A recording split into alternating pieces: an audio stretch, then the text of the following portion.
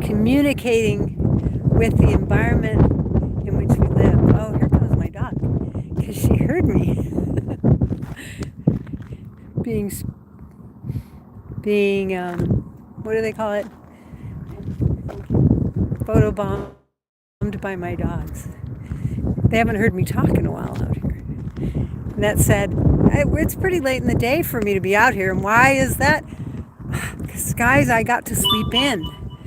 I have graduated from twice a week trips to Dallas to once a week trips to Dallas, and the ability to actually take care of the things that I need to take care of here. But in addition to that, guys, I got to walk my dogs 3 days this week. That's a huge move for me. That's a big difference, because I'm not, like I said, I slept in, but I'm not crashing and needing to take a nap. So things are moving in the right direction. What else does that mean? That means that I took a look back at some of the things that we have been doing lately in animal chiropractic, and I wanted to kind of write that resume. And I'm going to sit over here where there's not so much wind so you can hear me, and I'm going to go through that little resume of the things that we've been doing in the last year. In this past year, well, first I'll share with you kind of the inspiration for this. This morning I got up late, mind you. I didn't get up early. I got up late and I did a few things, and I was checking out an email I had sent out yesterday to over 1,000 people. That's right, and these were 1,000 interested doctors, people who've been reading the emails and clicking the emails and just not signing up yet. And what's so exciting about that for any business is that they're sincerely active participants in this email conversation. So that part's pretty important. But then the other part of it was this. I began to notice there are a lot of edu endings on a lot of emails in that list. And that could mean one of two things.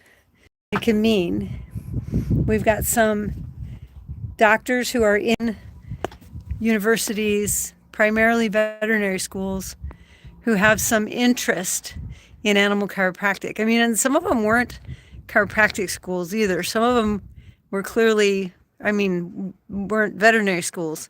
Some of them were chiropractic schools as well. And I thought, well, that's kind of fun, but it's not a new novel thing. Since last year, we have been having conversations with people, students and faculty at some of the veterinary schools here in Texas. We had a Zoom meeting with part of the faculty from Texas Tech last fall. Man, it's really hot right here. We might take a shadier spot. And that meeting went super well. We met with them in particular because what we were searching for was to find agreement or approval from a vet school to offer some level of CE credit for taking Animal Chiropractic 101. And a big part of that conversation came down to the faculty at the vet school didn't have enough understanding of what chiropractic is or of what the training involves. Even though we use a lot of the same terminology that they use. You know, we're teaching anatomy and physiology and neurology and all of those things. They could not see where it was valuable enough to be able to give it credit.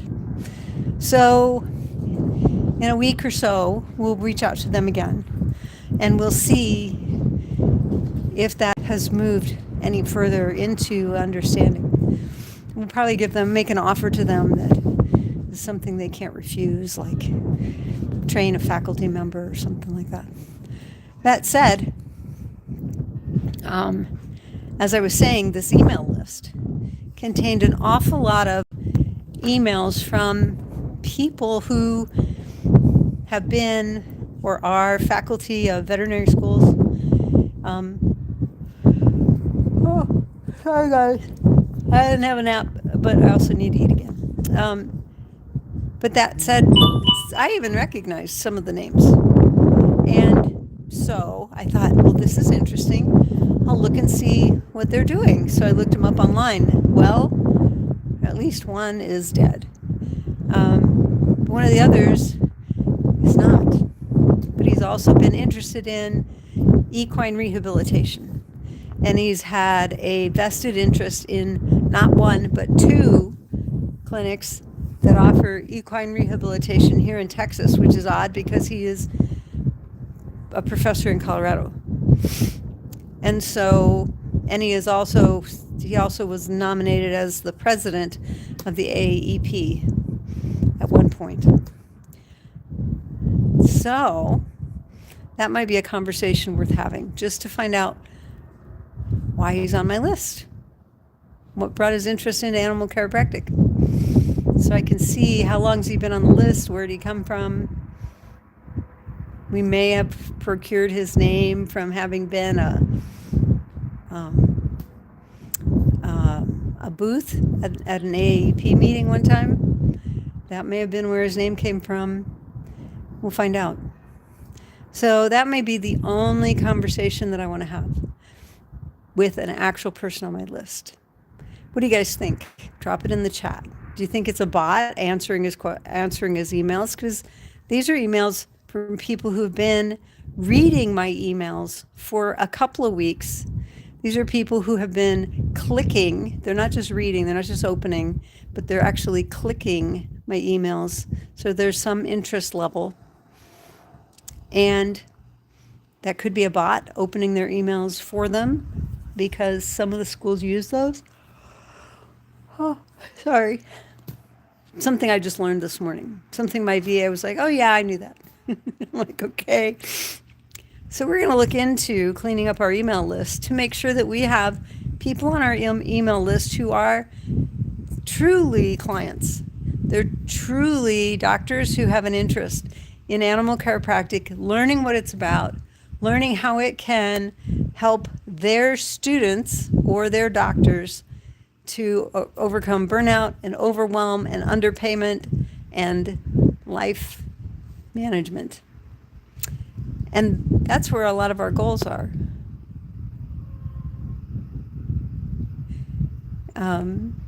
I see some comments. Everybody's pretty friendly today. Everyone subscribe. Thanks for that message. And like and subscribe, please. Because one of the things that will do is it'll grow this list with people who are real people, not bots who are opening emails, so that animal chiropractic can move further into the areas that we can actually help.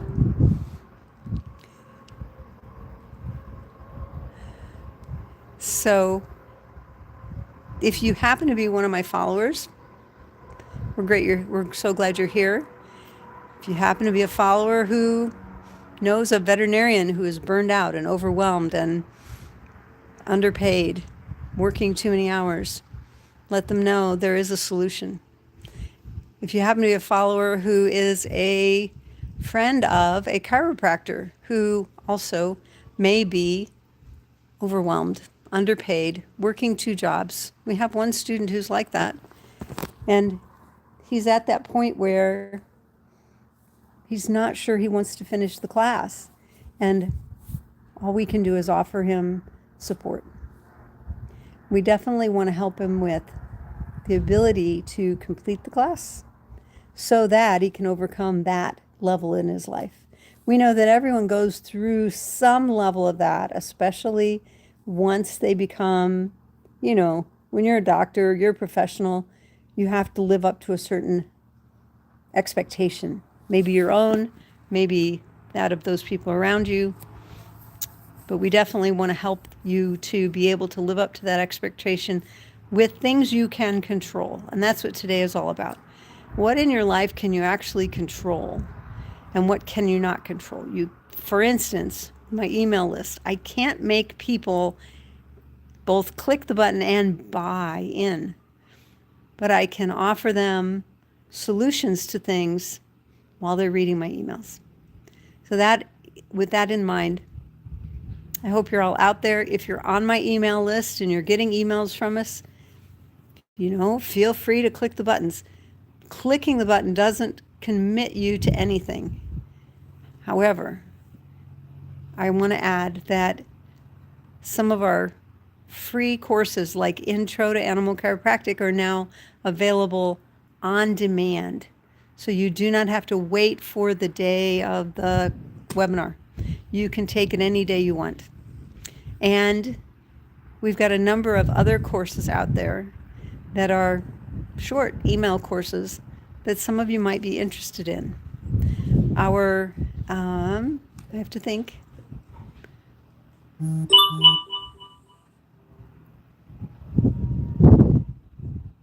Our canine, there's a canine course and there's an equine course for nutrition that you might be interested in, and those are low cost, $5, I think.